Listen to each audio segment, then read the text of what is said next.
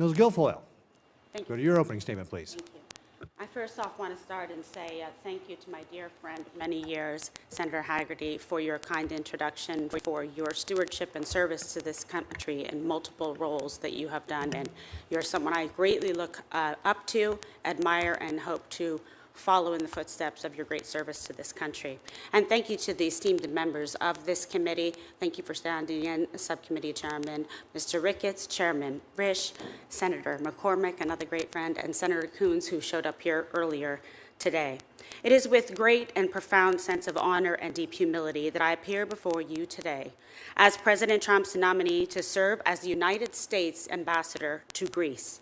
I extend my sincerest gratitude to the President for his faith in my abilities, and to Secretary Rubio, and to Sergio Gore here present today, the head of PPO, and his amazing team for their collective trust and confidence placed in me. I also thank this committee for the opportunity to be here and for your careful consideration of my nomination. I would like to thank my closest family and friends for their support, their encouragement throughout this process. I would like to offer special thanks and love to my son Ronan, my brother Tony Guilfoyle, and to Donnie Trump for their steadfast support. I also would like to thank my parents, who would be so incredibly proud to see me here today. My mother, Mercedes, was a special education teacher from Aguadilla, Puerto Rico. My father, an immigrant from Ireland, came to this nation in pursuit of the American dream, and now I consider it my duty to carry on the mission and the values that they instilled in me. To be nominated to represent the United States is truly a great privilege, and to be considered for a post in Greece, the very birthplace of democracy, is a uniquely humbling honor. The ideals of liberty, self-governance, and the rule of law that were born in ancient Athens have echoed through the centuries, inspiring generations of thinkers and leaders, including our own nation's founders.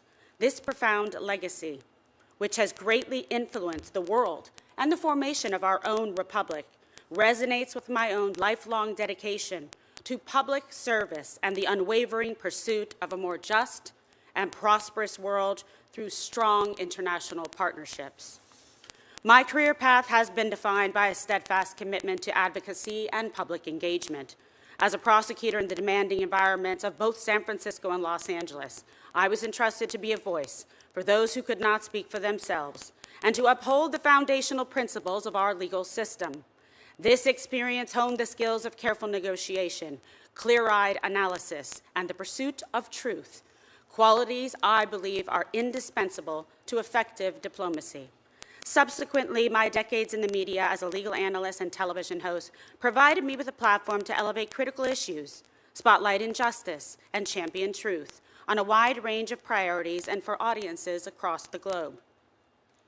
These endeavors, coupled with my active engagement in public advocacy and the political arena, including during my service as First Lady of San Francisco, have provided me with a keen and timely understanding of international relations and an unshakable belief in the power of robust alliances to advance our shared interests and values.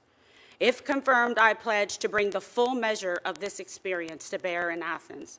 I'm prepared to be a tireless advocate for American interests, a steadfast partner for our Greek allies, and a proud and loyal representative of the President and the American people. Over the past several decades, Greece has evolved to be a pillar of stability in a complex region, and its commitment to our shared security within the NATO alliance matters more than ever. Consistently ranking among the top spending allies, Greece is projected to continue dedicating 3% of its GDP to defense in 2025 and is on a trajectory to reach 5%, in line with the alliance's commitment at The Hague. This is not merely a matter of statistics. It is a tangible investment in our collective security. Furthermore, a substantial portion of this expenditure has been directed toward the acquisition of cutting-edge U.S. defense technology, including the formidable F-35 fighter jets, advanced Apache and Black Hawk helicopters, and modern naval vessels. Additionally, the proposed joint project to co-produce Constellation-class naval frigates demonstrates Greece's long-term commitment to our strategic defense partnership. These modernization efforts enhance Greece's significant military capabilities, strengthen the eastern flank of our NATO alliance, and create valuable opportunities for American industry. If confirmed, I will make it a top priority to further accelerate Greece's defense modernization by fostering even greater cooperation and synergy between our defense sectors. The United States and Greece have made tremendous progress on energy cooperation. Greece's Revithousa LNG terminal and the construction of the Alexandroupoli floating storage regasification unit is allowing the U.S. to export more gas to Europe. While U.S. natural gas now accounts for 20% of gas in Greece, up from 2% 5 years ago, there are huge opportunities to sell more U.S. energy to Greece and its neighbors. If confirmed, I will work with the so-called vertical corridor between Greece, Bulgaria, Romania, Moldova, Ukraine, and Central Europe so that Greece can become a hub of U.S. gas for the region. I will also encourage Greece's progress on constructing electricity interconnectors and its neighbors, including Cyprus, Israel, and Egypt, which contribute to regional energy diversification and security. Economic opportunity remains a central pillar of the robust U.S.-Greece relationship. If confirmed, I will serve as a proactive and strategic partner in advancing U.S. trade and investment interests, building on successful efforts to expand opportunities for American firms across key sectors, including defense, energy, shipping, infrastructure, technology, AI, pharmaceuticals, hospitality, and agriculture. I will also actively pursue pathways to encourage and facilitate Greek investment in the United States, fostering a more balanced, resilient, and mutually beneficial economic partnership. Ultimately, the enduring strength of the U.S.-Greece relationship is built upon the solid bedrock of our people-to-people ties. The vibrant Greek-American and Greek Orthodox community has made immeasurable contributions to the fabric of our nation, and the bonds of culture, family, and shared heritage between our countries run deep.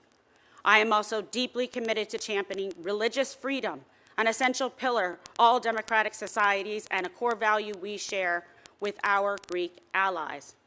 If confirmed, I look forward to engaging with and supporting the vital work of Greek cultural, educational institutions, non-governmental organizations, municipalities, and individual citizens.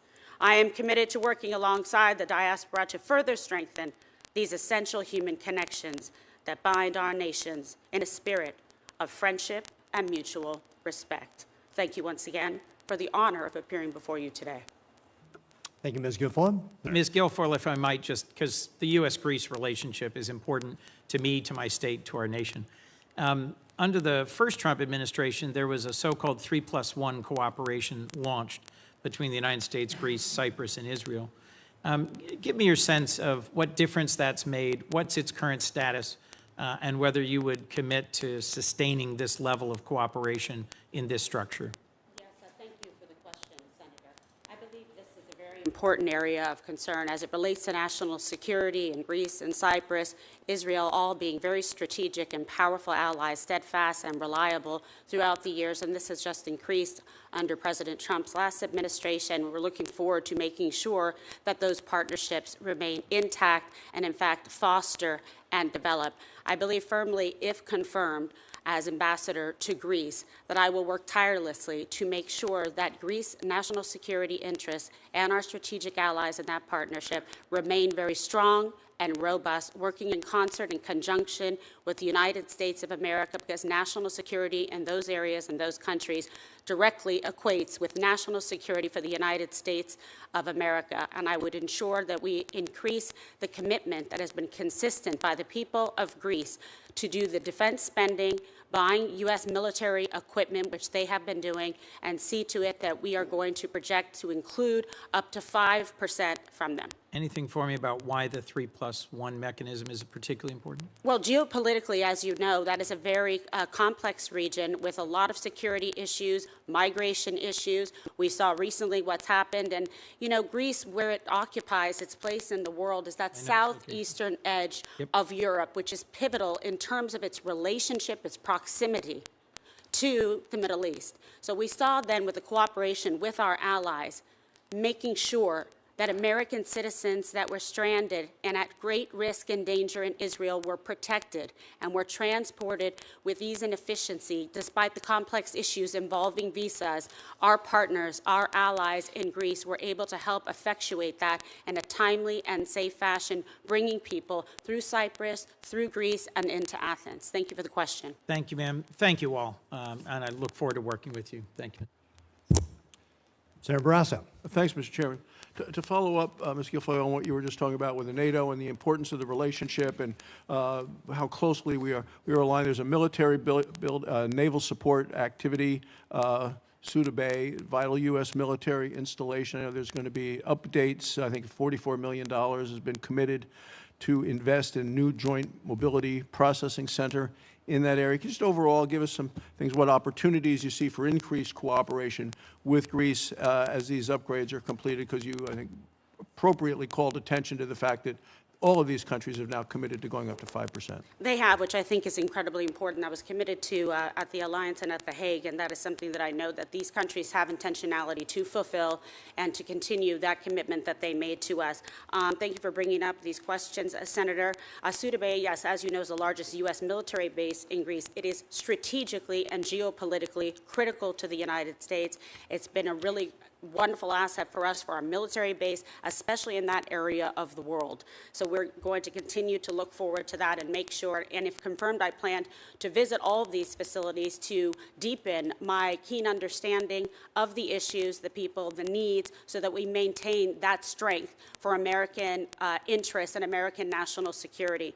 Revithusa is also incredibly important because there are unbelievable opportunities for liquid natural gas, which could be crucial to limit the influence, undue influence in the region of Russia, of China, and make sure that we push back on that on a daily basis. There are certain things that have happened that have been very disheartening as it relates to national security in the port of Piraeus, where the Chinese were allowed to gain access and purchase that. What I'm proud to say is the Greek people have now implemented a system that somewhat mimics what we have here in the United States, CFIUS, to prevent from foreign interests and countries encroaching on sovereign nations and buying up key national security ports and interests. So that is something that I was encouraged that has happened recently in the past month or so, and I look forward to partnering with them to make sure that we can use some of our models of best practices in those ways to make sure that there isn't over-encroachment of foreign influence and interest in key ports, and work with them strategically to help understand how we're able to prevent that in the United States of America. Thank you for the question. Well, I appreciate your comment about energy, because I think of energy as the master resource. Greece, I think, is quickly becoming a major energy hub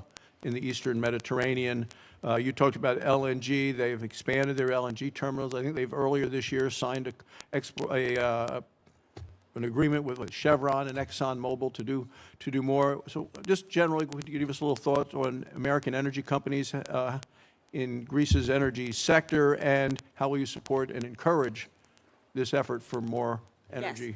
Yes. Great opportunities, I mentioned, exist with Revithusa, with the LNG terminal, which is key to that regional energy strategy. Also in Alexandroupoli, the LNG terminal, that's essential for U.S. energy exports and for Balkan access. So this is, again, why I would like to just stress the importance of Greece, the seriousness of this position, the opportunity we have to grow and strengthen the alliance and the bond between the Greek Americans and the United States of America and those living, working, visiting in Greece to ensure their safety, productivity, and make sure that their needs are met. And I really look forward to working with the absolutely incredible people that are so talented in the State Department and the careers, and the people that are currently serving in the embassy, working tirelessly to ensure that American interests are represented, and to work for President Trump to effectuate his goals, his beliefs for the United States of America. Thank you. Senator Booker.